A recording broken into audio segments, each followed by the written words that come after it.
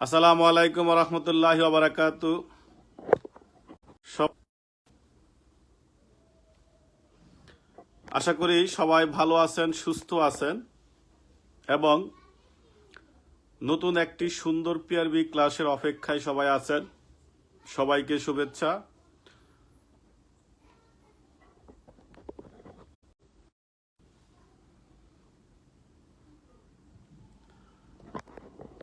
যারা যোগদান করেছি তারা একটু লাইভে চলে আসি।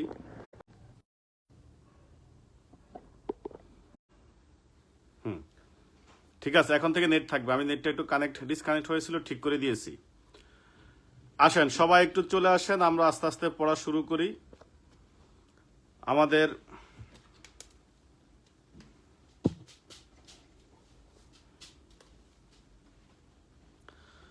জিকরুল্লাহ জিকু আসছে, আবু সাইদ হোসেন সুমন আসছে, MST স্বর্ণা রুবেল বা রেজাউল করিম বা আলামিন বিপি বা সামিউল ইসলাম বা রাজু মাহমুদ বা M হামিদ বা মিজান খান বা মুজাম্মেল হক সবাই আসছে। নজরুল ইসলাম চলে আসছে। আমরা পিআরবি যদি ভুল না করি 220 পর্যন্ত পড়েছিলাম। সবার কি এটা মনে আছে? 220 পর্যন্ত। এর ভিতরে 201-এর ক আর খ এখানে বলা আছে কে থানার অফিসার ইনচার্জে কাউকে দায়িত্ব দেওয়া যাবে, আর থানার অফিসার ইনচার্জ ছুটি থাকলে, অসুস্থ থাকলে তিনি তার পরের পদের অফিসারকে থানার অফিসার ইনচার্জ দায়িত্ব দিতে পারবেন এবং তার জানার দায়িত্ব লিপিবদ্ধ করতে পারবেন। 202-এ বলা আছে থানা বা ফাঁড়ির দায়িত্ব হস্তান্তর নিয়ে। 203-এ বলা ছিল থানার যে ভবন টবন থাকবে ইনার এবং আউটসাইড এগুলো পরিষ্কার পরিচ্ছন্ন এবং কনস্টেবলের রেস্ট ব্যতীত বাকি সময় তাদের বিছনা বিল্ডিং গুটিয়ে রাখবে। 204-এ ছিল হইলো অন্যান্য বিভাগে যদি অফিসার পরিদর্শনে আসে থানা এলাকায়, তাহলে থানার যে থানার যে পরিদর্শন কক্ষ থাকবে অথবা বাংলো থাকবে সেগুলো ব্যবহার করতে পারবে। 200 আমরা 5 গেল, 205-এ পেলাম থানার অফিসার ইনচার্জের দায়িত্ব কর্তব্য। 206 ছিল দ্বিতীয় তৃতীয় অফিসার দায়িত্ব কর্তব্য। 7-এ ছিল হইল ASI দায়িত্ব কর্তব্য। 208-এ হইল কনস্টেবল সাহেবদের দায়িত্ব কর্তব্য। 209 ছিল মফস্বল ডায়েরি বা ব্যক্তিগত ডায়েরি। 210-এ বলা আছে সাইকেল ব্যবহার। 11-তে বলা আছে ভেরিফিকেশন। 12-তে বলা আছে যে ব্রিফিং করবে থানার অফিসার ইনচার্জ রুল কলের মধ্যে। 213-তে বলা আছে পুলিশ কর্তৃক ম্যাজিস্ট্রেটকে সকল ধরনের ওয়ারেন্ট, পরোয়ানা, তল্লাশি পরোয়ানা বা সংবাদ দেওয়া। 214-তে বলা আছে হাট বাজার বা মেলাতে কনস্টেবল নিয়োগ। 15-তে বলা আছে পার্শ্ববর্তী জেলায় কনস্টেবল নিয়োগ। 16-তে বলা আছে যে যেখানে রেল স্টেশন, রেল স্টেশন, তারপরে বাস টার্মিনাল, লস টার্মিনালে এগুলোতে ASI কনস্টেবল নিয়োগ, তাদের দায়িত্ব কর্তব্য হবে। 217-তে রেল পুলিশ, জেলা পুলিশ রেল পুলিশকে 18, থানার অফিসার ইনচার্জ রেল পুলিশ সম্পর্কে ধারণা রাখবে 19, আর সিভিলি ডিউটি করার সময় দায়িত্ব পালন করার সময় তার পরিচয়পত্র রাখবে 220। এর ভিতরে 209 হলো মফস্বল ডায়েরি, একেবারে সহজ। বলা আছে ASI হইতে ঊর্ধ্বতন পদের কোন পুলিশ অফিসার, একবারে সহজ হিসাব। মানে ASI হইতে, ASI এর উপরে না, মানে কনস্টেবল তার তদন্ত করতে পারে না, এই জন্য শব্দটা হবে ASI এর উপরে। বুঝতে পেরেছেন? শব্দটা হবে ASI এর উপরের,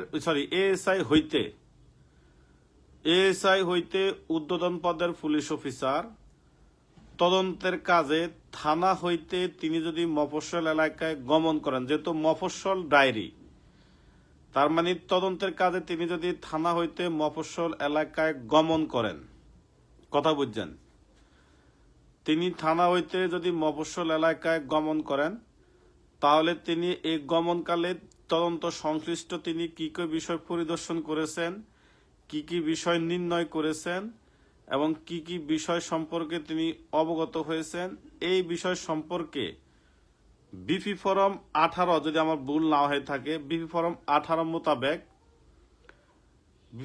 18 মোতাবেক যে ডায়েরিতে লিপিবদ্ধ করে তাকে বলা হয় মফস্বল ডায়েরি।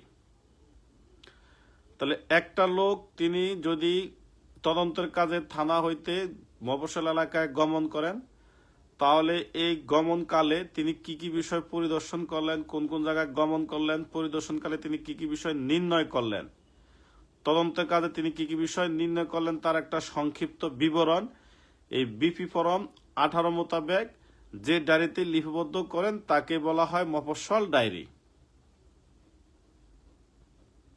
বাংলা আলাপটা হইল এএসআই থেকে শুরু করে উপরে যারা পুলিশ অফিসার আছে তারা থানা হইতে তদন্তের কাজে মফস্বল এলাকায় গমন করলে এই গমনকালের একটা সংক্ষিপ্ত বিবরণ বিপি ফরম 18 মোতাবেক যে ডায়েরিতে লিপিবদ্ধ করে তাকে বলা হয় মফস্বল ডায়েরি। এই ডায়েরিটার উপরে আবার কি হয়, একটা বিল হয় যেটাকে বলা হয় পিডি বিল, মানে ট্যুর বিল, পার্সোনাল ডায়েরি, পিডি বিল, ব্যক্তিগত ভ্রমণের উপর একটা বিল হয় পিডি বিল। এই পিডি বিলটা সাধারণত প্রত্যেকটা থানায়, বিশেষ করে মফস্বল এলাকা যে থানাগুলো আছে ওই থানা এলাকার মধ্যে নারী পুলিশ যারা থানায় কাজ করে সেরেস্তায় তারা এই বিলগুলো করার দায়িত্বে থাকে, যদি আমি ভুল না বলে থাকি। প্রত্যেকটা থানা এলাকার মধ্যে এই টিএ বিল করার বিষয়গুলো সাধারণত নারী পুলিশরাই করে থাকে। আবার দুঃখের সাথে জানাচ্ছি যে তাদেরকে আবার এই বিলের জন্য তাদেরকে সম্মানীয় পরিশোধ করা লাগে। বুঝতে পেরেছেন? তাহলে মফস্বল ডায়েরি কাকে বলে এটাকে আমরা পারবো এখন? মফস্বল ডায়েরি কাকে বলে, অথবা পিডি কাকে বলে, বা ব্যক্তিগত ডায়েরি কাকে বলে, এটাকে আমরা এখন পারবো?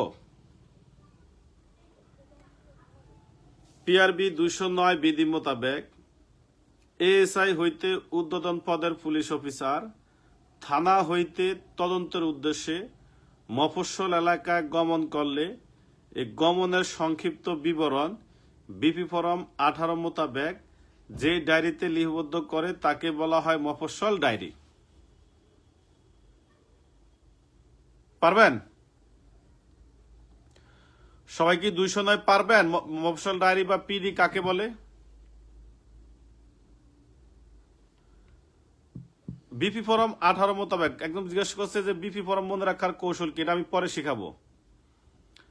একসাথে সকল বিপি ফরম শিখিয়ে দিব, কোনো সমস্যা নাই। এতটুকু আগে পারেন কিনা সেটা বলেন।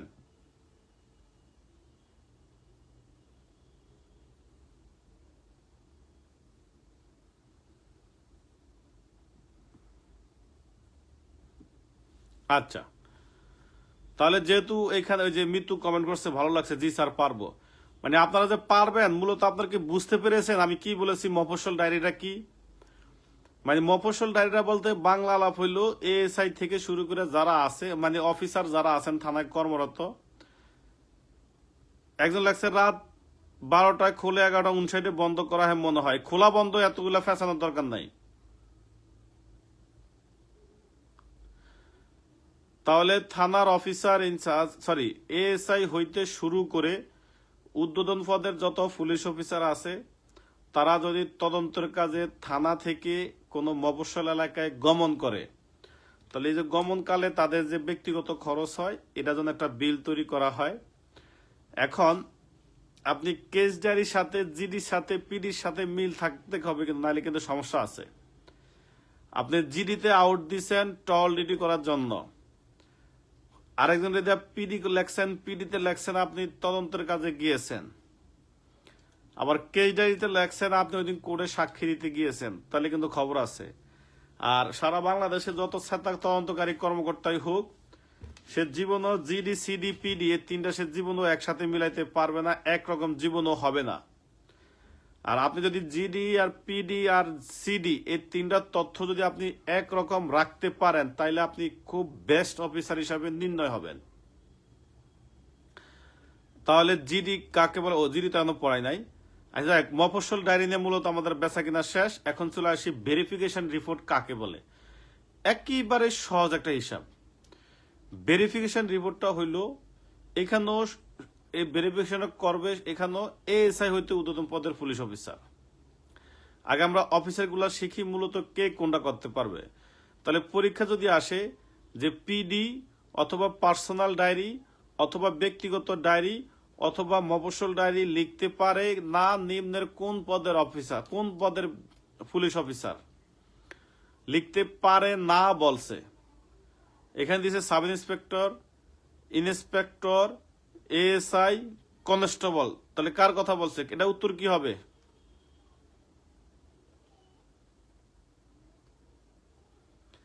অবশ্যই হবে কনস্টেবল। আচ্ছা, এই গেল এটা।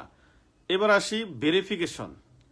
এখানেও একই কথা বলছে যে এএসআই হইতে ঊর্ধ্বতন পদের পুলিশ অফিসার মূলত ভেরিফিকেশনটা করতে পারবে। তাহলে সাউন্ড কি কম নাকি? আচ্ছা, ভেরিফিকেশন রিপোর্টটা কাকে বলে একবার দেখেন। যে কোনো সরকারি চাকরি প্রার্থী অথবা কোনো বেসরকারি প্রতিষ্ঠানের চাকরি প্রার্থী, দুইটা বিষয় বলছি, একটা হলো সরকারি চাকরি প্রার্থী, একটা হলো বেসরকারি প্রতিষ্ঠানের চাকরি প্রার্থী। তাহলে দুইটা চাকরি প্রার্থী বললাম, সরকারি চাকরি প্রার্থী বা বেসরকারি প্রতিষ্ঠানের চাকরি প্রার্থী, অথবা কোনো প্রতিষ্ঠান হইতে কারণ নাম ঠিকানা যাচাইয়ের জন্য, স্থায়ী নাগরিকত্ব যাচাই করার জন্য যদি কোনো অনুরোধপত্র পাওয়া যায়, তাহলে এএসআই হইতে ঊর্ধ্বতন পদের পুলিশ অফিসার সরজমিনের তদন্ত সাপেক্ষে থানার অফিসার ইনচার্জের মাধ্যমে, সে একা পাঠাইতে পারবে না, থানার অফিসার ইনচার্জের মাধ্যমে সংশ্লিষ্ট কর্তৃপক্ষ বরাবর যে প্রতিবেদন প্রেরণ করে তাকে বলা হয় ভেরিফিকেশন রিপোর্ট। মানে বুঝতে পারছেন? তাহলে তিন ধরনের কোয়ালিটি, তিন টাইপের রিকুইজিশন থাকে। একটা হলো সরকারি চাকরির নামের প্রার্থিতা যাচাই, বেসরকারি প্রতিষ্ঠানের চাকরির ক্ষেত্রে বাছাই, অথবা যে কোনো ব্যক্তি বা প্রতিষ্ঠান কারণ নাম ঠিকানা যাচাই করার জন্য। এখানে তার বিরুদ্ধে মামলা হয়েছে এই জন্য নাম ঠিকানা যাচাই বাছাই করা না, সেটা আবার আরেক জিনিস, সেটা হলো ইয়েস। আর এটা হয়েছে কারো চাকরি প্রার্থীর জন্য অথবা অন্য কোনো কাজের জন্য। এগুলো মূলত এই ভেরিফিকেশনটা মূলত ভালো কাজের জন্য বুঝাইছে, অথবা কেউ বিদেশ যাবে এই জন্য, অথবা কাউকে ভিসা দেওয়া হবে, কাউকে বাংলাদেশের স্থায়ী নাগরিকত্ব দেওয়া হবে, মানে ইতিবাচক কোনো কাজের জন্য। তাহলে কি দাঁড়ালো? কোনো সরকারি বা বেসরকারি চাকরি প্রার্থী অথবা কোনো ব্যক্তি বা প্রতিষ্ঠান কর্তৃক কোনো ব্যক্তির নাম ঠিকানা যাচাই করার জন্য কোনো অনুরোধপত্র পাওয়া গেলে এএসআই হইতে ঊর্ধ্বতন পদের পুলিশ অফিসার একবারে সরেজমিনে উপস্থিত হয়ে নাম এবং ঠিকানা, পিতার নাম সহ নাগরিকত্ব সহ অন্যান্য বিষয়াবলী সুন্দর ও নিখুঁতভাবে যাচাই করিয়া থানার অফিসার ইনচার্জের মাধ্যমে সংশ্লিষ্ট প্রতিষ্ঠান বা ব্যক্তি বরাবর যে রিপোর্টটা প্রেরণ করা হয় তাকে বলা হয় ভেরিফিকেশন রিপোর্ট। আপনি আপনার মতো করে সুন্দর করে গুছিয়ে লিখবেন।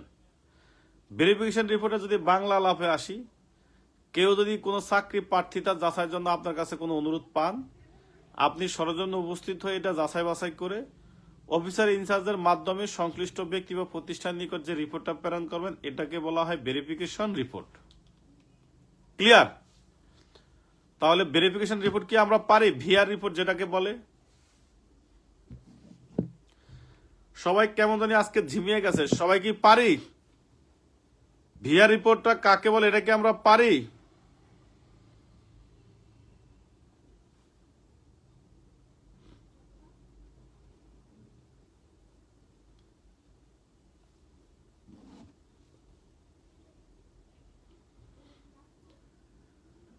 কথা বলেন, ভিআর রিপোর্টটা কি আমরা পারি? আচ্ছা, এখন আমি কিছু গুরুত্বপূর্ণ পিআরবি পড়বো, এগুলো আস্তে আস্তে পড়ি, এগুলো প্রত্যেকটা পরীক্ষায় আসার মতো, লিখিত পরীক্ষা আসার মতো। এখন আমরা 221 পড়ব রেল ভ্রমণ নিয়ে। 211 বলা আছে মূলত রেল ভ্রমণ নিয়ে। কিরকম একটু দেখেন। কোন পোশাক পরিহিত অবস্থায় কোনো পুলিশ অফিসার বা সাদা পোশাকের কোনো পুলিশ অফিসার, বাংলা আলাপ হলো কোনো পুলিশ অফিসার, কোনো আসামিকে গ্রেপ্তার করার জন্য অথবা কোনো আসামিকে গ্রেপ্তার করার পর, দুইটা কথা, কোনো পুলিশ অফিসার পোশাক পরিহিত অথবা সাদা পোশাকে হোক, তাহলে পোশাক পরিহিত অবস্থায় বা সাদা পোশাকে কোনো পুলিশ অফিসার কোনো আসামিকে গ্রেপ্তারের জন্য অথবা গ্রেপ্তারের পর তিনি যদি রেল ভ্রমণ করার প্রয়োজন মনে করেন, মানে গ্রেপ্তারের জন্য যদি রেল ভ্রমণ অথবা গ্রেপ্তার করার পর রেল ভ্রমণ করার প্রয়োজন মনে করেন, তাহলে তিনি তাৎক্ষণিক সরকারি একটি ফরম লিপিবদ্ধ করে তিনি রেল ভ্রমণ করতে পারবেন। কথা কি বুঝতে পারছেন? সে রেল ভ্রমণ করতে পারবে স্টেশন মাস্টারের কাছ থেকে অনুমতি নিয়ে, এবং স্টেশন মাস্টার যে ফর্মটি পূরণ করেছে, স্টেশন মাস্টার এই ফর্মটি পুলিশ সুপার বরাবর প্রেরণ করে সেখান থেকে এই ভ্রমণের বিল সে আদায় করতে পারবে। তবে টিকিট ব্যতীত এই যে সে ইনস্ট্যান্ট ভ্রমণ করেছে, এই জন্য তার কাছ থেকে কোনো জরিমানা আদায় করা হবে না। আরো সহজ করে বলি, বাংলা আলাপ হইল, আপনি যদি কোনো আসামিকে গ্রেপ্তার বা আনা নেওয়ার ক্ষেত্রে টিকিট ছাড়া রেল ভ্রমণ করেন, তাহলে স্টেশন মাস্টারের কাছে একটা ফর্ম আছে, এই ফর্মটা পূরণ করে আপনি ভ্রমণ করতে পারবেন। আর স্টেশন মাস্টার আপনি যে ফর্ম পূরণ করছেন এটা এসপির কাছে পাঠাবে, এবং এসপি যে ফান্ড আছে সেখান থেকে আপনার এই ভ্রমণের ফি তারা কেটে নিবে। এই ক্ষেত্রে আপনি যে টিকিট ছাড়া রেল ভ্রমণ করেছেন ইনস্ট্যান্ট, এই জন্য আপনার কাছ থেকে কোনো বাড়তি জরিমানা আদায় করবে না। মুদ্রা কথা কি বুঝতে পারছেন? তার মানে টিকিট ছাড়া রেল ভ্রমণ করার ক্ষেত্রে স্টেশন মাস্টার কাছ থেকে একটা নির্ধারিত ফর্ম নিয়ে পূরণ করে রেল ভ্রমণ করতে পারবেন। আসামি আনা নেওয়ার ক্ষেত্রে পোশাক পরিহিত হোক আর সিভিলে হোক, আপনি যে এই যে ফর্মটা পূরণ করে রেল ভ্রমণ করেছেন, এই সংক্রান্তে আপনার যে এসপি থাকবে তার কাছ থেকে তারা এই ভাড়াটা আদায় করবে। তবে আপনি যেহেতু ইনস্ট্যান্ট রেল ভ্রমণ করেছেন টিকিট ব্যতীত, সেই জন্য আপনার কাছ থেকে কোনো জরিমানা আদায় করবে না। 221 কি পারবেন? 222 বেসিকটা বুঝতে পারছেন কিনা? আমি অনেক অধীর আগ্রহে অপেক্ষায় আছি। আপনারা ঠিক এই কমেন্টটাই করবেন যে স্যার তাহলে টিকিট কেটে রেল ভ্রমণ করাই ভালো, যেতে এসপি পর্যন্ত যাবে, অথবা ক্ষমতা দেখায় আর কিসের টিকিট মিকেট আর কিসের ফর্ম টর্ম কিছুই পূরণ করবো না, ডাইরেক্ট উঠে পড়বো, করেন, কোনো সমস্যা নাই। কিন্তু আমার যে পড়ানোর খাতিরের যে মূল বাংলা আলাপটা, এটা আপনারা বুঝতে পারছেন কিনা আমার একটু বলেন। তার মানে আপনারা বাকিতে রেল ভ্রমণ করলে রেলে যে ফর্ম আছে সেইখানে আপনারা লিখে দিতে হবে ফর্মটা পূরণ করে, এই পূরণকৃত ফর্ম সেটা এসপির কাছে পাঠাইয়া তারা টাকা আদায় করবে। তবে আপনি যে রেল ভ্রমণ করছেন ইনস্ট্যান্ট টিকিট ছাড়া, এই জন্য আপনার কাছ থেকে তারা জরিমানা আদায় করবে না। এখন আপনারা কি বুঝছেন? বুঝালেন? এতটুকু কি বুঝতে পারছেন? তাহলে রেল ভ্রমণ নিয়ে কি মূলত কাহিনী কি ক্লিয়ার?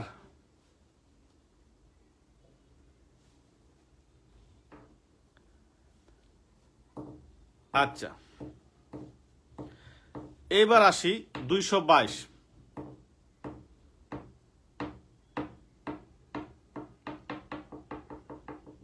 222 বলা আছে যে 222 বলা আছে যে যে সমস্ত এলাকায়, মানে যে সমস্ত থানা এলাকার মধ্যে ঘন ঘন ফেরি আসা যাওয়া করে, আবার ফেরিঘাট যেহেতু আছে সেখান দিয়ে আবার ঘন ঘন নৌকা দিয়ে যাত্রী আসা নেওয়া করে, মানে বুঝতে পারছেন কি বলতেছি? তাহলে যে সমস্ত থানা এলাকার মধ্যে ঘন ঘন ফেরি এবং ঘন ঘন যাত্রীবাহী নৌকা আসা যাওয়া করে, ওই সমস্ত এলাকায় কেউ নির্ধারিত ইয়ার্সে অতিরিক্ত কোনো যাত্রী বহন করে কিনা, কথা কি বুঝতে পেরেছেন? নির্ধারিত নিয়মের অতিরিক্ত যাত্রী কেউ বহন করে কিনা, এই বিষয়টি থানার অফিসার ইনচার্জ তদারকির মাধ্যমে নিশ্চিত করবেন। এবং তিনি যদি দেখেন যে কেউ নির্ধারিত যাত্রী চেয়ে অতিরিক্ত যাত্রী বহন করে, তাহলে এই বিষয় সম্পর্কে তিনি জেলা ম্যাজিস্ট্রেটকে একটি লিখিত রিপোর্ট প্রেরণ করবেন। বুঝতে পারছেন?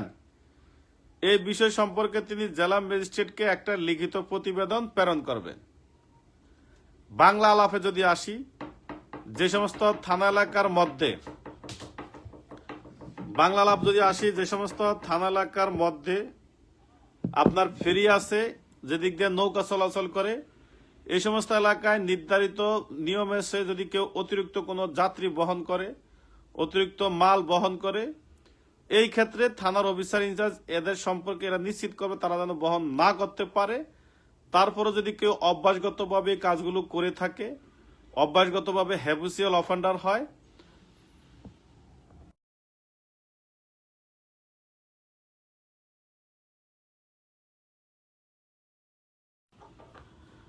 এই ক্ষেত্রে তারা আগে নিশ্চিত করবেন তারা যেন অতিরিক্ত যাত্রী বহন করতে না পারে।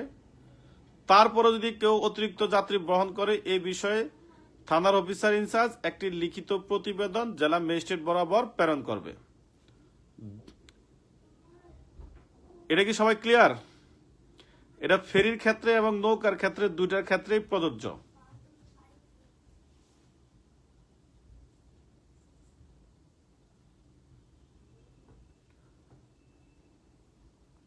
সবাই কি 222 কি বুঝতে পেরেছি?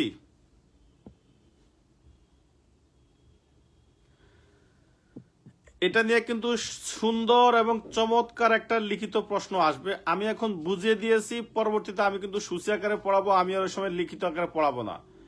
আর আপনাদের জ্ঞান বুদ্ধি বিবেক খাটিয়ে একটু বানিয়ে সুরে একটু সুন্দর করে গুছিয়ে লিখবেন। কিরকম বানিয়ে সুরে লিখবেন?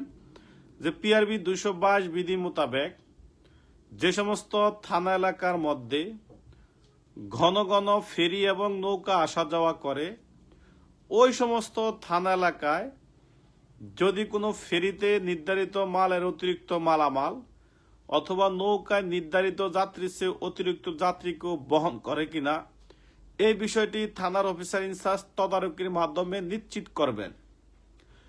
এরপরেও যদি কোনো ব্যক্তি অভ্যাসগতভাবে সর্বদা অতিরিক্ত যাত্রী বহন করে এবং অতিরিক্ত মাল বোঝাই করে, যাহা যাত্রীদের নিরাপত্তার বিঘ্ন সৃষ্টি হতে পারে, জীবন ঝুঁকিপূর্ণ হইতে পারে, তাহলে থানার অফিসার ইনচার্জ এই বিষয়ে সুন্দর একটি লিখিত প্রতিবেদন জেলা ম্যাজিস্ট্রেটকে অবগত করবে। আমার মনে হয় 222টা বুঝাইতে পেরেছি আমি।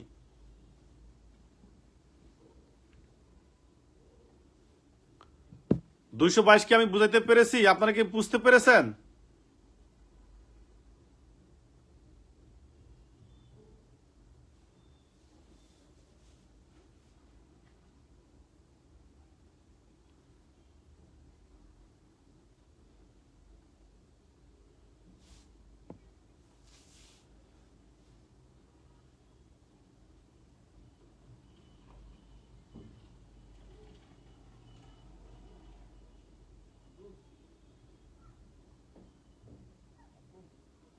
আচ্ছা, এখন চলে আসি আমরা 223। একটু বুঝেন 223-এ। 223-এ বলা আছে যে মেট্রোপলিটন এলাকার বাহিরে, আমি আবার বলি, 223-এ বলা আছে মহানগর এলাকার বাহিরে। এগুলো নিয়ে কিন্তু লিখিত প্রশ্ন, এমসিকিউ প্রশ্ন হয়। 223-এর এমসিকিউতে এই সাইডটা ধরবে যে মহানগরের ভিতরে না মহানগরের বাহিরে। 223-এ বলা আছে মেট্রোপলিটন এলাকার বাহিরে জেলা ম্যাজিস্ট্রেটের আদেশে, কথা বুঝবেন, মেট্রোপলিটন এলাকার বাহিরে জেলা ম্যাজিস্ট্রেটের আদেশে পুলিশ অফিসার তার থানা এলাকার মধ্যে বা তার জেলার মধ্যে যে কয়েকটি ছাপাখানা রয়েছে, ছাপাখানা মানে বুঝছেন, প্রিন্টিং প্রেস, যেখান থেকে বিভিন্ন পোস্টার, ওয়াজ মাহফিলের পোস্টার, বই পুস্তক সব বিভিন্ন উপন্যাস যেখান থেকে ছাপানো হয়, প্রিন্টিং প্রেস মানে ছাপাখানা, অথবা যেখান থেকে পত্রিকা ছাপানো হয়। বুঝতে পেরেছেন? তাহলে যে সকল ছাপাখানা রয়েছে তাদের নিবন্ধন আছে কিনা এটা নিশ্চিত করতে হবে। ছাপাখানার একটা আইন আছে, ওই ছাপাখানা আইন অনুসারে তাদের নিবন্ধন আছে কিনা সেটা নিশ্চিত করতে হবে, এবং ছাপাখানার যে নিয়ম নীতি আছে সেটা তারা মেনে চলার জন্য তাদেরকে তাদেরকে জোর করতে হবে বা তাদেরকে জোরালোভাবে অবগত করতে হবে। বাংলা লাফে আসি, জেলার মধ্যে থানার মধ্যে যে ছাপাখানাগুলো আছে এগুলা নিবন্ধিত কিনা এগুলা পুলিশ অফিসার জেলা ম্যাজিস্ট্রেটের আদেশে যাচাই করবে, এবং তারা যেন অবশ্যই আইনটার নাম কি, বাংলাদেশ প্রেস এন্ড সংবাদপত্র ও গ্রন্থ নিবন্ধন আইন, দরকার নাই, এত দরকার নাই, তারা আইন ও বিধি মোতাবেক তাদের কার্যক্রম পরিচালনা করে কিনা এই বিষয়ে তাদেরকে জোরালোভাবে অবগত করতে হবে। আমার মনে হয় 223 আমরা বুঝতে পেরেছি। ছাপাখানার কথা কিন্তু বলছে, বিভিন্ন সংবাদ সংস্থার কথা বলে নাই, প্রিন্ট মিডিয়া এবং ইলেকট্রনিক মিডিয়ার কথা কিন্তু বলে নাই, যে ওই জেলা থেকে কয়টা পত্রিকা প্রকাশ পায়, কয়টা অনলাইন পত্রিকা আছে, ওইটার কথা কিন্তু বলে নাই। বলছে ছাপাখানা, যেখান থেকে বিভিন্ন বিষয় ছাপানো হয়। এখানে কিন্তু ফেস লাগেন না। কিন্তু অনলাইন মিডিয়া, অনলাইন প্ল্যাটফর্ম এক জিনিস, আর হইলো ছাপাখানা কিন্তু আরেক জিনিস, যেটাকে প্রিন্টিং প্রেস বলা হয়, যেখান থেকে বিভিন্ন বিষয় ছাপানো হয়। তাহলে 223-এ বলা আছে যে থানা এলাকার মধ্যে, মেট্রোপলিটন এলাকার বাহিরে জেলা ম্যাজিস্ট্রেটের আদেশে থানার অফিসার ইনচার্জ বা থানা পুলিশ বা জেলা পুলিশ তারা থানার মধ্যে বা জেলার মধ্যে যে সকল ছাপাখানাগুলো আছে সেগুলো নিবন্ধিত কিনা তা যাচাই করবে। এবং হ্যাঁ, আমরা যে পোস্টার বানাই, এবং তারা এই ছাপাখানার বিষয়ক যে আইন ও বিধি আছে সেটা মানার জন্য তাদেরকে জোরালোভাবে অবগত করতে হবে। 223, এটা কি ক্লিয়ার?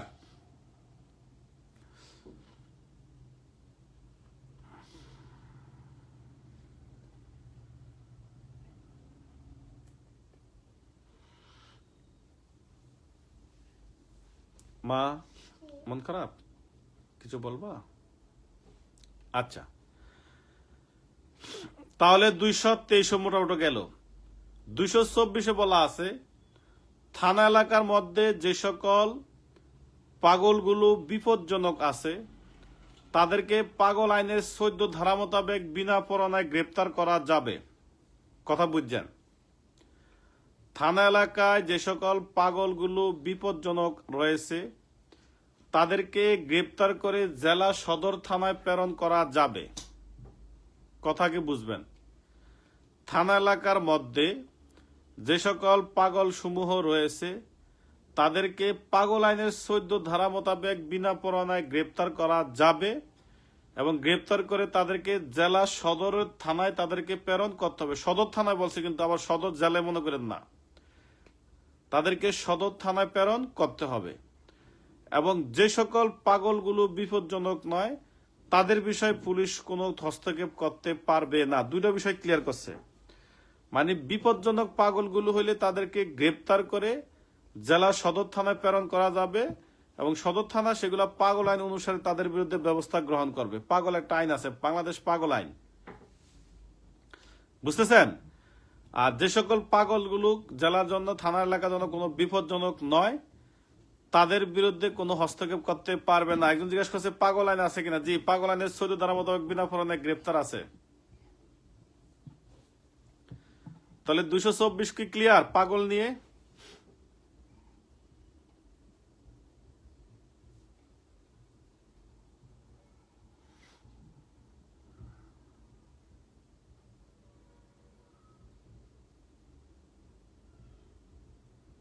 মা এখানে বসো, লড়াই না।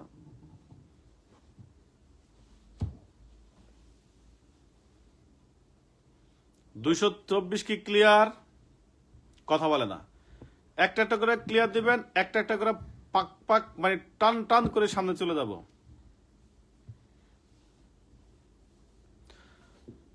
তাহলে আবার আসি, আমরা 220-এ পাইলাম সিভিলি ডিডির সময় পরিচয়পত্র রাখতে হবে, পাইলাম।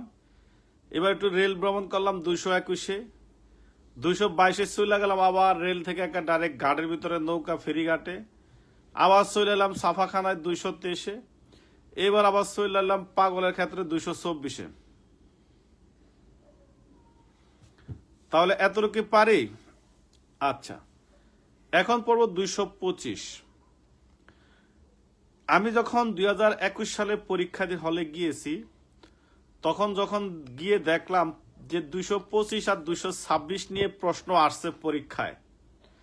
প্রথম পরীক্ষায় প্রশ্ন দেখে আমার মনটা খুব খারাপ, যে এত কষ্ট করে পড়ালেখা করলাম, এত সহজ প্রশ্ন আসলো কেন? কারণ এত সহজ প্রশ্ন আসলে তো সবাই লিখতে পারবে, তাহলে তো পদোন্নতি হবে না। কিন্তু যখন পরীক্ষা হলে গিয়ে 2-3টা প্রশ্ন দেখলাম বিপদ সীমার বাইরের প্রশ্ন, একবারে ভয়ঙ্কর লেভেলের কঠিন, তখন মনে করলাম যে মনে হয় পদোন্নতিটা হবে। এর ভিতরে এই ভয়ঙ্কর লেভেলের কঠিন পিআরবি হলো 225-26। ভয়ঙ্কর লেভেল কঠিন বলতে বোঝানো হয়েছে সবার পড়ার বাহিরের পিআরবি, এটা কেউ পড়ে নাই, বুঝতে পারছেন? এই পিআরবিটা কেউ পড়ে নাই। তখন আমি বুঝতে পেরেছি এই পিআরবি যেহেতু কেউ পড়ে নাই আর আমি পড়ে আসছি, তার মানে আল্লাহর রহমতে আল্লাহ যদি চায় তাহলে আমার পদোন্নতিটা হবে, যদি আল্লাহ চায়, বুঝতে পারছেন? যদি আল্লাহ চায় তাহলে আমার পদোন্নতিটা হবে, এই জন্য আপনারা পড়বেন, বাদ দিবেন না।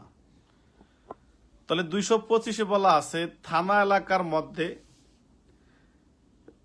ইন্সপেক্টর কর্তৃক তার স্থানীয় আওতাধীন এলাকার মধ্যে যে সমস্ত অস্ত্র ও গোলা বারুদের দোকান আছে সেগুলো কমপক্ষে 3 মাসে একবার তারা পরিদর্শন করবে। তাহলে এখানে 3টা এমসিকিউ।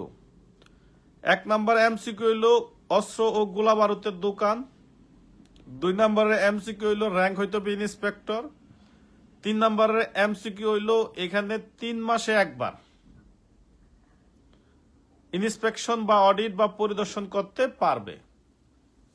পিআরবি 225, এটা কি বুঝতে পেরেছেন? এখন এটা করবে কোন ইন্সপেক্টর? যে ইন্সপেক্টর ওই থানার দায়িত্বে আছে, তার মানে থানার অফিসার ইনচার্জ অথবা থানার অফিসার ইনচার্জ, ইন্সপেক্টর তদন্ত অথবা ইন্সপেক্টর অপারেশন, বুঝতে পেরেছেন? প্রতি 15 দিন পর পর এটা জীবনও সম্ভব না। তাহলে থানা এলাকার এই তো এখন আমার আবার আরেকটা বিপদে ফেলে দিয়েছে, 15 দিন নাকি 3 মাস।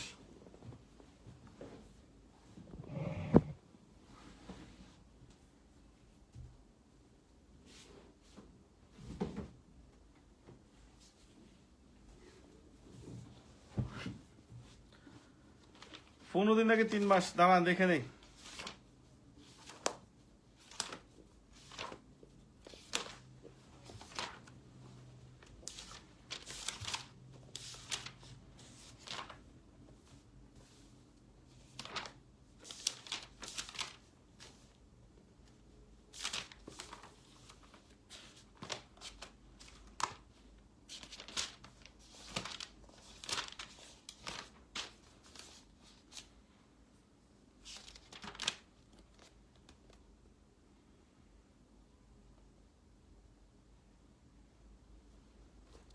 মা ওই বইটা নিয়ে আসো তো, এদিকে যাও।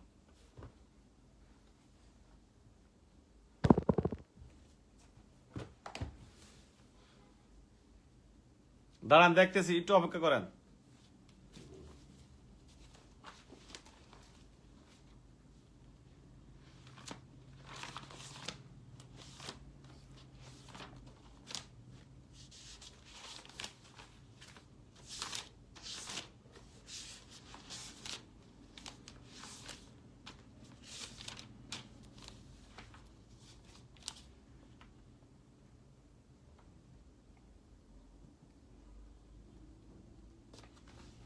এটা 15 দিন লেখা আছে 2 বইতে, কোনটা লিখবো?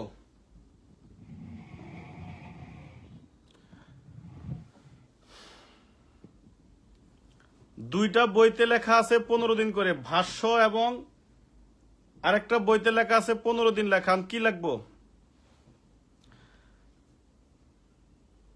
আচ্ছা এটা 15 দিন না 3 মাস, এটা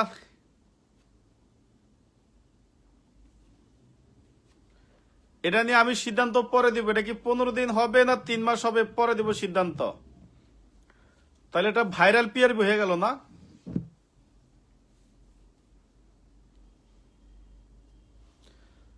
আচ্ছা এটা নিয়ে আমি পরে সিদ্ধান্ত দিব। আমি জানি 3 মাস, কারণ 15 দিন পর তো এটা সম্ভব না, অস্ত্র গোলা বারুদের পরিদর্শন।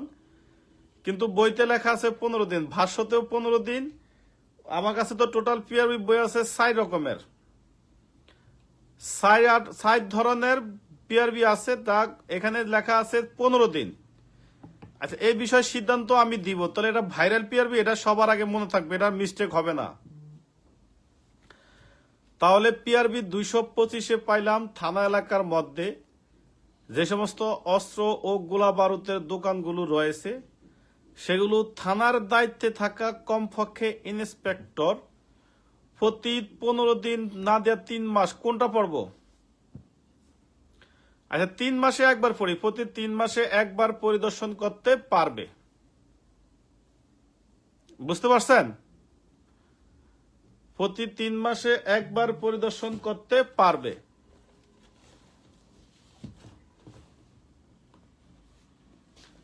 এই যে আমার কাছে যেটা আছে এটা কিন্তু ভাষ্য আছে।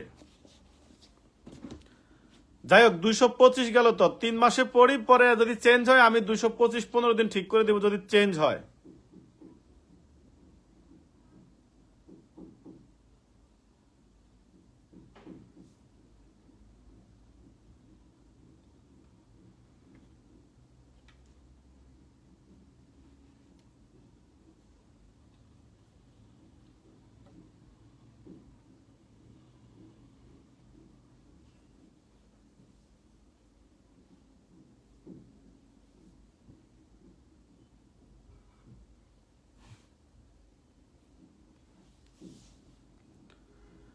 আচ্ছা এবার একটু আসি, এবার আসি 226-এ। 225 গেল অস্ত্র ও বিস্ফোরকের দোকান নিয়া।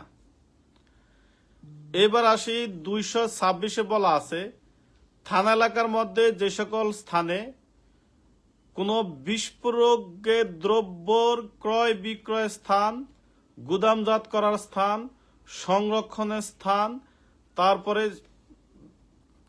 সংরক্ষণের স্থান, স্থানান্তরের স্থান যেগুলো রয়েছে, মানে এই বিস্ফোরক দ্রব্যগুলা থানা এলাকার মধ্যে যেগুলা গুদাম বা যেখানে সংরক্ষণ করে রাখে,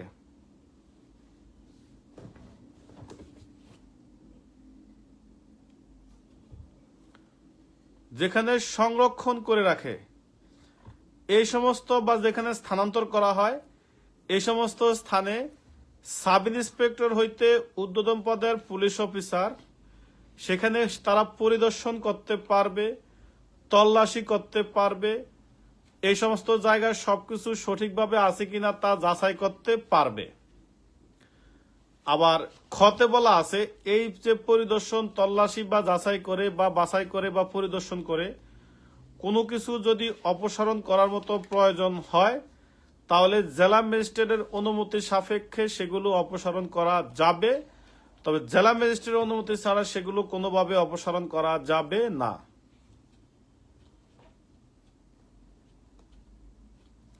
বুঝতে পারছেন? তাহলে 226-এ পাইলাম থানা এলাকার মধ্যে যেখানে বিস্ফোরক দ্রব্য বা বিস্ফোরক পদার্থ মানে তরল যেগুলো আছে এগুলো সংরক্ষণ করা হয়, যেমন কেরোসিন, অকটেনের, পেট্রোলের যে গুদামগুলো আছে বা যেগুলোকে আমরা ডিফু বলি, ডিফু, ওই যে পদ্মা ডিফু আছে না, পদ্মা বা মেঘনা যে যমুনা যে ডিফুগুলো আছে এই ডিফু অথবা বিভিন্ন বিস্ফোরক দ্রব্য যেখানে রাখা হয়, যেমন কয়েকদিন আগে চিটাগাঙে বিশাল বড় ধরনের একটা অগ্নিকাণ্ডের ঘটনা ঘটেছে। এই সমস্ত জায়গায় সাব ইন্সপেক্টর হইতে উপরে পদের পুলিশ অফিসার ওইখানে পরিদর্শন করতে পারবে, তল্লাশিও করতে পারবে, কোনো কিছু পাইলে সেগুলো জব্দ করতে পারবে। আবার বলছে এগুলো তিনি অপসারণ করার ক্ষেত্রে জেলা ম্যাজিস্ট্রেটের অনুমতি ছাড়া অপসারণ করতে পারবেন না, জেলা ম্যাজিস্ট্রেটের অনুমতি ছাড়া এগুলোর বিষয়ে তিনি হস্তক্ষেপ করতে পারবেন না। 226 মানে বুঝতে পারছেন? 25-এ বলা আছে অস্ত্র ও বিস্ফোরক দ্রব্য যেগুলো আছে, গোলা বারুদ আছে, সরি বিস্ফোরক না, অস্ত্র ও গোলা বারুদ।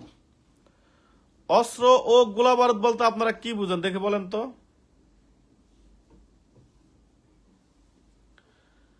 অস্ত্র গোলা বারুদ কোনটা আর বিস্ফোরক দ্রব্য কোনগুলো আমার বলেন।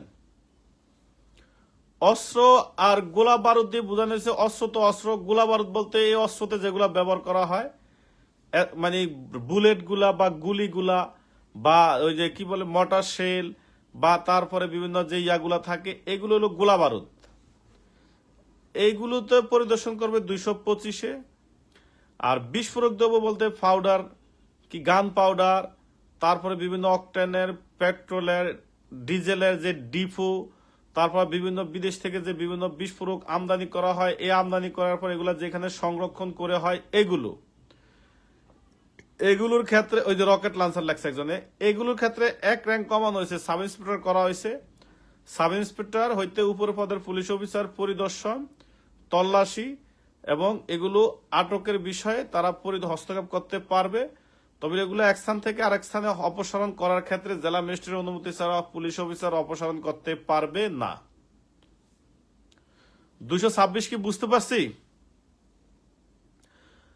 তাহলে অস্ত্র গোলা বারুদের দোকান পরিদর্শন, হ্যাঁ সিলিন্ডার বলতে গ্যাস সিলিন্ডার না, এই গ্যাসের যে ইয়া থাকে, যে কি বড় ধরনের যে টাঙ্কি থাকে যেখান থেকে গ্যাস এলপিজি গ্যাসটা মানে ডিস্ট্রিবিউশন করা হয়, যেখান থেকে সিলিন্ডার গ্যাসটা ঢুকানো হয়, এগুলো কথা বলছে। বিস্ফোরক দ্রব্য, কেমিক্যাল, এগুলো আর কি। তাহলে অস্ত্র গোলা বারুদ নিয়ে 225, বিস্ফোরক দ্রব্য নিয়ে হইল 226। এতটুকু ক্লিয়ার? বিভিন্ন কার্গো, ভেরি গুড।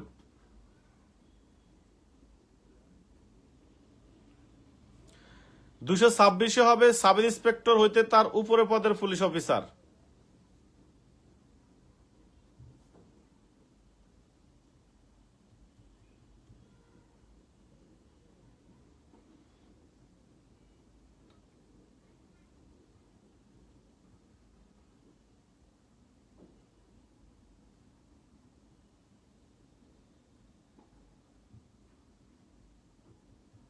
আচ্ছা, তাহলে 226 গেল। এখন আসি 227।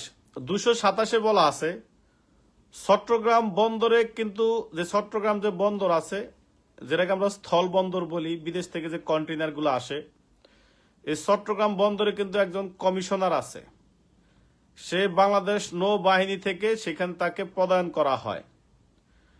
এখন বলছে এই চট্টগ্রাম যে বন্দর আছে, বন্দরের যে আওতাধীন এলাকা আছে, এই এলাকার বাহিরে যদি কোনো জায়গায় কোনো জাহাজ ডুবে, কথা বুঝছেন, চট্টগ্রাম বন্দরের যে কমিশনার আছেন তার আওতাধীন এলাকার বাহিরে যদি কোনো জাহাজ ডুবে, তাহলে পুলিশের কাজ হবে এই বিষয়ে জেলা ম্যাজিস্ট্রেটকে সংবাদ দেওয়া এবং ডুবন্ত জাহাজে যে রক্ষিত সম্পত্তি আছে সেগুলো পাহারা দেওয়া।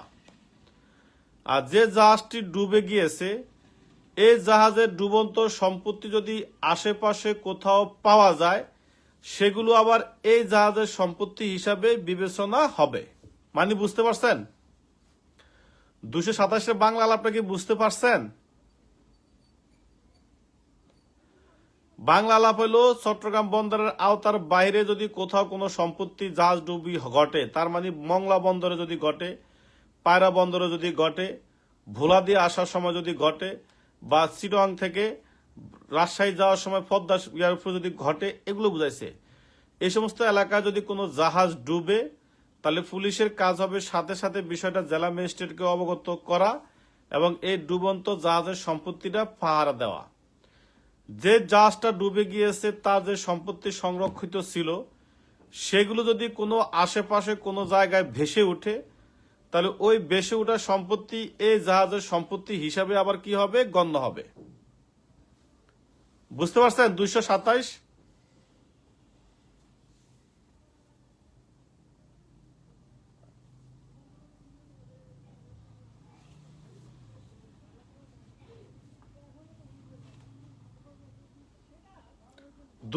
কি আমরা বুঝতে পারছি বাংলা আলাপটা? বাংলা আলাপ হলো চিটং এর যে ফোর্ট আছে এর বাইরে অন্য কোথাও যদি কোনো জাহাজ ডুবে, তাহলে আমাদের কাজ হবে এই জাহাজটার বিষয়ে জেলা ম্যাজিস্ট্রেটকে জানিয়ে এটা পাহারা দেওয়া। আর যে জাহাজটা আমরা ডুবছে পাহারা দিতেছি, এটা সম্পত্তি যদি অন্য কোথাও ভেসে উঠে, তাহলে এটা এই জাহাজের সম্পত্তি বলে গণ্য হবে। এই হলো 227।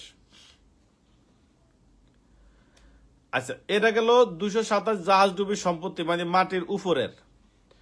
228-এ বলা আছে মাটির নিচে যদি কোনো গুপ্ত ধন পাওয়া যায়, কোনো মূর্তি পাওয়া যায়, কোন কি কি স্বর্ণের মূর্তিধন, মানে কি এটা গুপ্তধনরে কি কি বলে, মূর্তি বলে, মুদ্রা বলে, বা অন্য কোনো যদি ধন ভান্ডার পাওয়া যায়, তাহলে পুলিশ অফিসার এই বিষয় সম্পর্কে পুলিশ সুপারের মাধ্যমে জেলা ম্যাজিস্ট্রেটকে কি করবে, অবগত করবে। ও সরি, জেলা ম্যাজিস্ট্রেট হবে না, মিস্টেক হয়েছে, এটা কালেক্টর হবে। কালেক্টর বরাবর প্রতিবেদন প্রেরণ করবে। এটাকে ভালো একটা তথ্য মনে রাখবেন। কালেক্টর হইল জেলা ম্যাজিস্ট্রেটের নিচের একজন র্যাঙ্ক, তিনি হইল জেলার ডিসি অফিসে বসে ওই জেলার যত ধরনের জরিমানা করা হয়, ওই জেলার যত ধরনের জরিমানা আদায় করা হয়, ওই জেলার যত ধরনের সরকারি আয় আসে, ওই জেলার যত ধরনের যত কিছু আসে সবগুলো এই কালেক্টরের মাধ্যমে জেলায় জমা হয়। মানে সোজা কথা হলো একটা জেলার যে ভান্ডার, এই ভান্ডারের দায়িত্বে যে থাকে তাকে বলা হয় কালেক্টর। বুঝতে পারছেন? তিনি ডিসি অফিসে বসে। তাহলে উপরে সম্পত্তি নিয়ে গেল 227। মাটির নিচে যদি কোনো সম্পত্তি মূর্তি পাওয়া যায়, কোনো মুদ্রা পাওয়া যায়, বা কোনো গুপ্ত ধন বা ধন ভাণ্ডার পাওয়া যায়, তাহলে এই বিষয় সম্পর্কে পুলিশ অফিসার পুলিশ সুপারের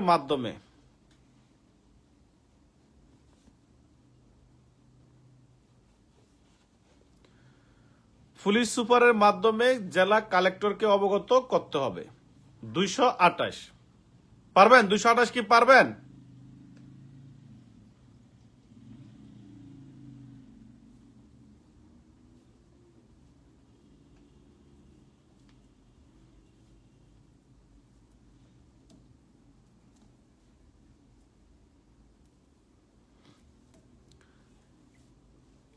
এবার আসি, এবার হলো প্রত্নতত্ত্ব। প্রত্নতত্ত্ব মানে কি বলেন? এই প্রত্নতত্ত্ব মানে কি বলেন?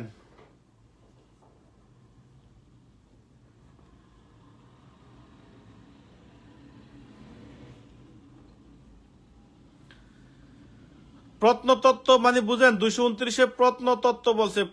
প্রত্নতত্ত্ব মানে আমি আপনাদেরকে বলি, বগুড়ার যে মহাস্থানগড় আছে না, বগুড়ার মহাস্থানগড়, এটা হলো প্রত্নতত্ত্ব। এটা কিন্তু গুপ্ত ধন না, মানে প্রাচীন আমলের কোন সৃষ্টি মাটির নিচে লুকায়িত ছিল, যেটা দেখার জন্য মানুষ দৌড়ে যায় বহুত বছর আগের, কিন্তু এটা গুপ্ত ধন না। আদিকালের কিছু স্থাপনা যেগুলো মাটির নিচে চাপা পড়ে গিয়েছে, ভূতাত্ত্বিক সম্পদ, সুন্দর কথা বলছে, বা প্রাচীনকালের নিদর্শন বা পুরাকীর্তি, যেমন কুমিল্লার কি আছে, লালমাই না কি আছে, অথবা এই বগুড়ার মহাস্থানগড় আছে, এবং বিভিন্ন জায়গায় এই সমস্ত যে বিষয়গুলো আছে, কুমিল্লার শালবন বিহার আছে, এই যে বিষয়গুলো, এগুলো যদি কোথাও আবিষ্কৃত হয়, প্রত্নতত্ত্ব যদি কোনো জায়গায় আবিষ্কৃত হয়, এবং যেগুলো সাধারণ মানুষকে আকর্ষিত করে, কিন্তু আবিষ্কার হয়েছে কিন্তু কোনো ভাত নাই, কেউ দেখতে যায় না, তলে দরকার নাই, যেগুলো আবিষ্কৃত হয় এবং মানুষকে আকর্ষণ করে, যেমন 60 গম্বুজ মসজিদ, না 60 গম্বুজ মসজিদ প্রত্নতত্ত্ব কিনা জানি না, হয়তো সরকার প্রত্নতত্ত্ব ঘোষণা করতে পারে। এগুলো যদি আবিষ্কৃত হয়, মানুষকে আকর্ষণ করে, তাহলে এই বিষয়গুলো সম্পর্কে পুলিশ অফিসার বা পুলিশ সুপার একটা প্রতিবেদন জেলা ম্যাজিস্ট্রেটের নিকট প্রেরণ করবে। হ্যাঁ, বিভিন্ন পুরাতন জমির বাড়ি, তারপরে হ্যাঁ হ্যাঁ হ্যাঁ বলছে ঠিক আছে, লালমাই, ঢাকার আহসান মঞ্জিল, জাদুঘর, এগুলো যারা প্রত্নতত্ত্ব আছে, যেগুলো মানুষকে আকর্ষিত করে, বরগুনার বেতাগিতে বিবি চিনি শাহী মসজিদ আছে, হ্যাঁ এইগুলো আর কি। এই বিষয়গুলো সম্পর্কে যদি মানুষকে আকর্ষিত করে, তাহলে পুলিশ সুপার এই বিষয় সম্পর্কে জেলা ম্যাজিস্ট্রেটকে অবগত করবে। 229-এ তাহলে এখানে তিনটা বিষয়, একটা হলো জাহাজ ডুবি হলো 227,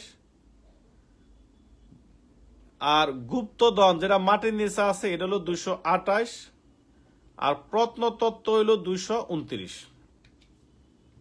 বুঝতে পারছেন? প্রত্নতত্ত্ব কত? 229।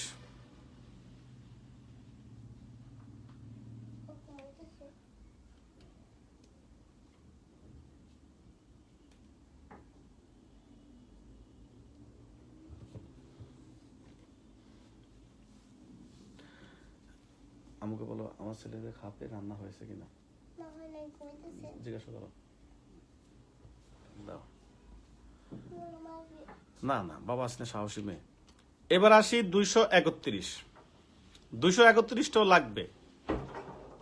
আমি একটু একটু করে পরে টান দিয়ে মিলিয়ে দিব। আমি একটা আগে বুঝাই ধারণা দিয়ে পরে আমি টান দিয়ে মিলিয়ে দিব। 231-এ বলা আছে যদি কোনো গবাদি পশু বেআইনি ভাবে মানে অনধিকার কোথাও প্রবেশ করে, গবাদি পশুর অনধিকার প্রবেশ শব্দের অর্থ হলো যেখানে ঢুকার তার অধিকার নাই, 441-42 যায় না। যদি কোনো গবাদি পশু অনধিকার প্রবেশ করে এবং এই সংক্রান্তে যদি কোনো খোয়ার না থাকে, মানে এই সংক্রান্তে যদি কোনো ব্যবস্থা না থাকে, ব্যবস্থা না থাকা শব্দের অর্থ হলো যে আমাদের খোয়ার থাকতো। আগে আগে কি বলে, আমাদের এলাকায় খোয়ার বলতো, আপনাদের এলাকায় কি বলে এটাকে? আমাদের এলাকায় খোয়ার বলে, আপনাদের এলাকায় কি বলে?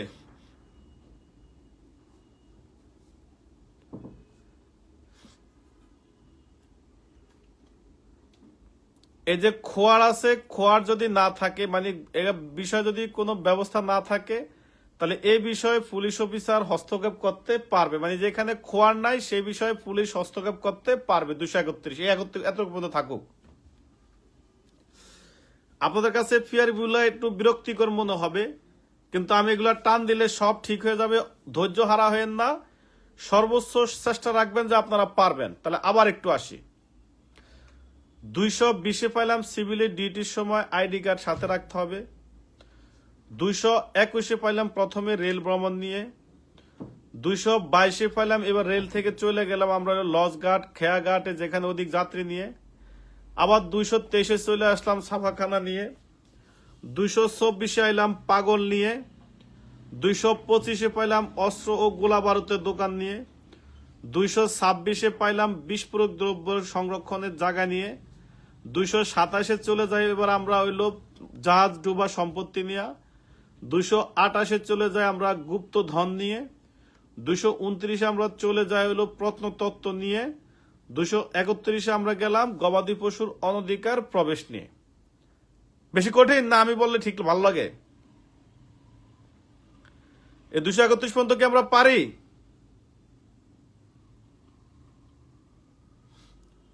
কথা বলে না। 231 পর্যন্ত পারি?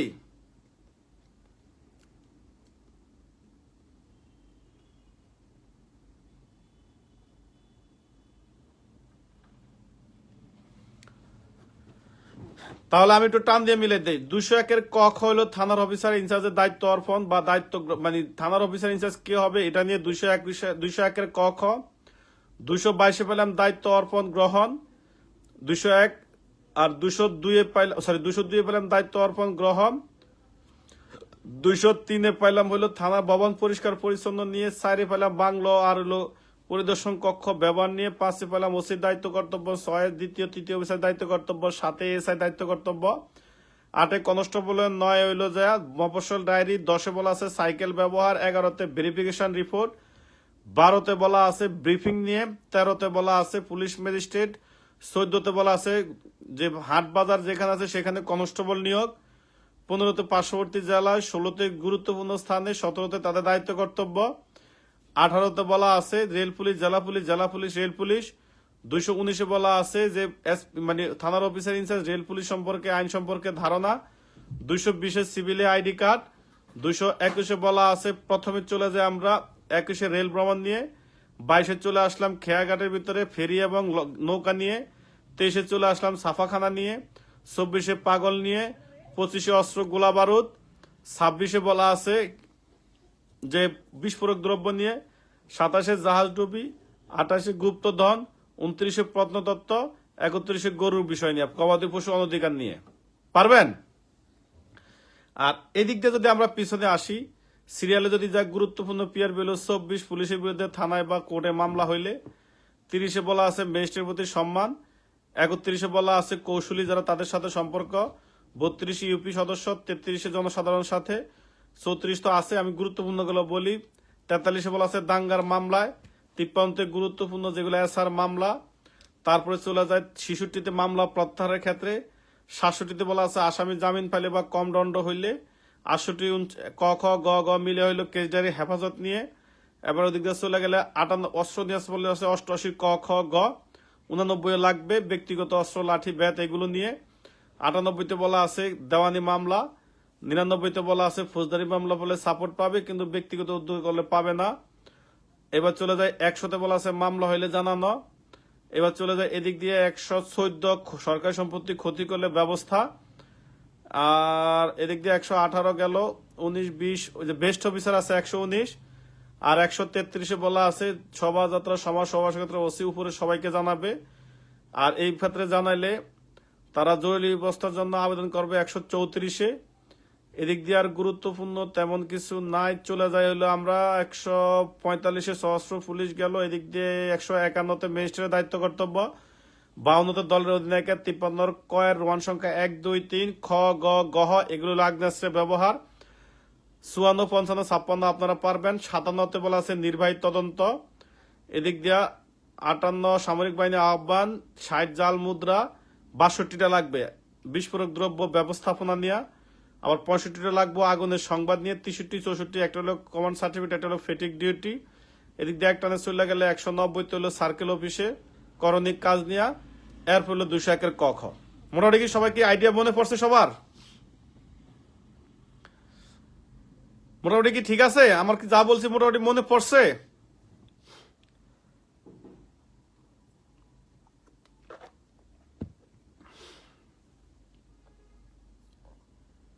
সবার কি মনে পড়ছে? ঠিক আছে সব?